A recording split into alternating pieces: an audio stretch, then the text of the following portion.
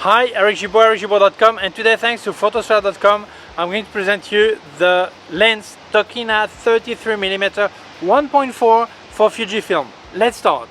A few days ago I published the review of the Viltrox 33mm 1.4. I'll leave you the link here. And many people asked my opinion about the Tokina. And I contacted Photosfera. I said, do you have the Tokina 33mm 1.4? Say, yeah, we have it. Here it is. Get it. So I passed there, I gave the Viltrox back, and they gave me the box of the Tokina. And when I arrived at home, well, it's really windy now. Look at my mustache, it's flying, okay? So when I arrived at home, I opened the box, and I thought, well, we swap lenses. There's a problem here. I thought, no, I gave the box that it was closed. He gave me the box that was closed. It's not possible. Well, nevertheless, both lenses are so similar, I would say they're the same. So we're going to speak about it. So first I'm going to give some technical details, and then we'll get into this comparison between Viltrox and Tokina. See what's there, what I found, okay? So this is 33mm 1.4 maximum aperture for Fujifilm X mount, and this is the equivalent of 50mm full frame. It covers exactly, I have to check my notes, 45.7 degrees angle, okay? The difference between the Viltrox is, with this one you get in the box a free magnetic filter, so you can mount a protection filter on your lens, so that's a plus. And this is an autofocus lens with a really fast silent motor. It goes really okay. The weight of the lens is 285 grams, the length 72mm, and the diameter for the filter is 52mm. It's fully metal. As you can see here, the sunshade is metal, and it looks really like the Viltrox. As you can see here, you have aperture from 1.4 up to f16, plus A for aperture priority, for automatic aperture, and this is clickless. As you can see, I go like this, no clicks. I prefer with clicks. The minimum focusing distance is 40 centimeters, and the Fujifilm, I checked because I was not sure when I presented the Viltrox, is 30 centimeters. Okay, so this is a bit longer. So now, if I speak about optical quality, I show you some picture, but I didn't make that many picture, because it's exactly the same as the Viltrox. The bokeh is creamy, same thing. The sharpness is acceptable, I would say good, but in the corner sometimes it's not as sharp, but that's okay. Some flare. It's not sealed, not weather sealed, and I think it's a good optical quality for the price. So let's speak about these similar things with the Viltrox, because we start thinking, yeah, but what is the deal? What's wrong? Okay, so honestly, you look at the build, you look at the quality, the result, exactly the same. Even the bokeh bulb are the same, all this. So I started to investigate, check other people who reviewed, some people who did say it was the same as the Viltrox, and I checked, and I think they're right. So first thing, Viltrox was the first brand to crack Fujifilm autofocus using reverse engineering. So they started to create lenses with autofocus system for Fujifilm. And Tokina was the first brand to pay a license to Fujifilm to have the code to do autofocus lenses. So that's the difference. One is doing reverse engineering, and the other one is paying to be able to use it legally. I don't say reverse engineering is not legal, but sometimes it may incur in patent problem and things like this. Okay, so what's the only real difference you see between these two lenses? On the 33mm 1.4, I didn't show it, I showed it on the 23mm, because when I reviewed the 33, it was really dusty, I could not take the lens out, but here I'm going to do it. Okay, as you can see, here there's a small plate, metal plate with two screws, and on the Viltrox, there is a USB connector. Why? Because with the Viltrox you can update the firmware. And with this one, you don't need to update the firmware via a USB connector. Why? Because they're paying a license to Fujifilm. It means that when Fujifilm will update their camera body or make a new camera body, they will include compatibility with the Tokina lens. So that's two differences. One, you have this extra filter. Second, you have this update of firmware.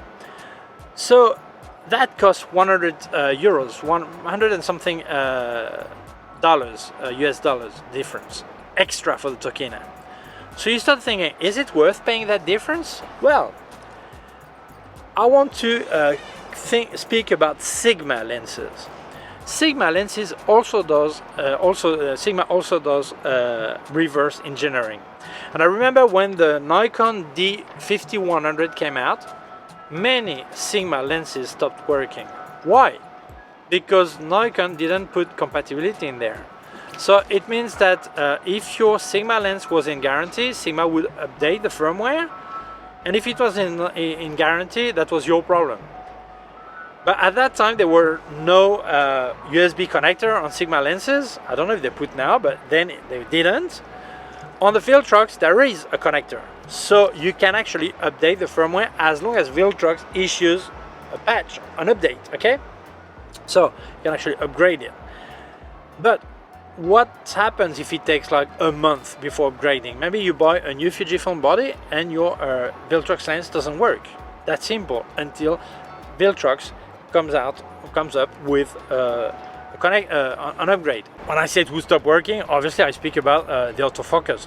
The fact that there is an aperture ring here, if we speak about the Viltrox, which is the same as this, but this one has no compatibility risk, okay? You could still use it in manual mode, or the autofocus mode, but also the aperture, because you have the aperture here. The problem is when your lens has no aperture ring and you manage from the camera, if there's a communication problem, then your lens, you cannot use it in any way, okay? Maybe there would be a problem with the automatic mode, okay? But for the rest, that would be fine. So this is a risk. With Tokina, you don't have this risk, okay? So the thing is it worth paying an extra 100 euros or 125 or something like this US dollar to have a Tokina instead of a Viltrox? Well, if we look at optical quality, no, it's the same. No point to pay this extra. But maybe, depending where you live, in which country you live, maybe it's worth paying for the extra, because maybe you get more warranty, or maybe there is a technical service there, they can repair service, whatever, if you had any problem. So maybe it's interesting to choose one or the other. Actually, this 100 difference is like 40 for the filter, and the rest is for your tranquility that you have full compatibility for many years, okay? So maybe this is worth paying for that reason, okay? The question now is not between Viltrox and Tokina. You know the reason why you could pick one or the other. The dilemma is still the same. This one or the Viltrox, or to go for the Fujifilm 33mm 1.4, which I've not tested yet, okay? But the first reviews are coming out, and you see that the optical quality seems to be really good, and it's weather sealed, and this one is not weather sealed, and the Viltrox is not weather sealed. So if you actually need weather sealing, no other choice than to go with Fujifilm, whether the 33mm 1.4 or the 35mm 2.0 XF, okay? Both are sealed, okay? These two are not. If you need optical quality, well, it seems the Fujifilm has a brilliant optical quality, but this one has an acceptable optical quality, or good. I would say good, more than acceptable, good. Maybe at maximum aperture, you do get some flare. In the corner, it's not as sharp, okay? So for me, that's fine. Maybe some people really need the perfect, no distortion, nothing, really no distortion, nothing, no problem, perfect lens, and they're willing to pay 3 to 4 times more than this. So well, this their decision. So, but honestly, would I pick one or the other? Well, I don't know. For me, the Viltrox and this one are enough for what I do. But I understand some people prefer to have the Fujifilm one. So the same as I've recommended the Viltrox, obviously I recommend this one too, because the optical quality, which is what I look at, is the same. So I cannot recommend one and not the other. But honestly, I am really disappointed with Tokina, really disappointed. Because Tokina have made lenses for many years, okay, many years. Viltrox only since 2018. And when you see that Tokina is paying a license to Fujifilm to legally or in an authorized way develop their own lens with autofocus, why do they rebadge a third-party lens? Okay, because the thing is this lens made by Viltrox for Tokina, or is it made by Tokina? Probably neither. It seems that these lenses are made by a Chinese company, and they make it for Viltrox and they make it for Tokina. Okay, so it means that Tokina is a disappointment, because I would expect them to develop their own lens with their own optical formula, work on something new, something different, and not simply rebadge a third-party lens. This is disappointing by Tokina. I was expecting something a lot better, and in this way I lose some trust in what they're doing. I would expect to have something really Tokina, not a rebadge lens, okay? But if we look at the lens itself, yeah, it's good, it's recommendable. Just the attitude is not correct, I think, okay? So, thank you very much Photosura for lending me the lens, knowing that I always investigate things, and they probably themselves didn't realize they were the same, okay? And anyway, they have both, and people buy the one they want, okay? But they don't mind that when I investigate and tell what I think, okay? So I thank them for it. Thank you to you for watching the video. If you feel it may interest other people, please share it on social networks. If you have not done it yet, please subscribe to my YouTube channel, the small button down here, and also a small bell. If you click on the bell, get notified when I upload a new video. My website, Gibaud.com. If you have any question, can leave a comment below.